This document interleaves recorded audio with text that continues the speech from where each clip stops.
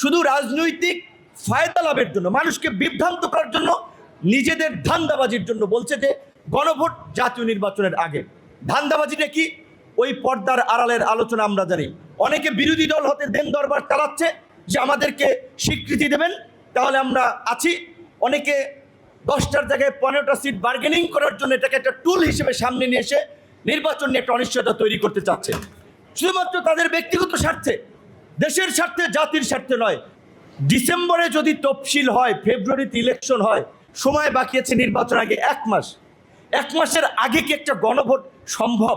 এবং এই দুর্বল প্রশাসন এবং সরকারও ক্ষণে ক্ষণে বদলায়, আকাশের মেঘের মতো বদলায়, এক এক সময় এক এক পজিশন নেয়, আমরা দেখি এক এক ধরনের কথাবার্তা। সো এখন আমরা মনে করি যে এই গণভোট নিয়ে যদি আমাদের এই বিভক্তি এবং বিভাজন থাকে, তাহলে আমরা যেই ফ্যাসিবাদের বিরুদ্ধে সংগ্রাম করেছি, তাদেরকে পরাজিত করেছি, তাদেরকে রাজনীতিতে সুযোগ না দেওয়ার কথা বলছি, তারাই কিন্তু সুযোগ নেবে।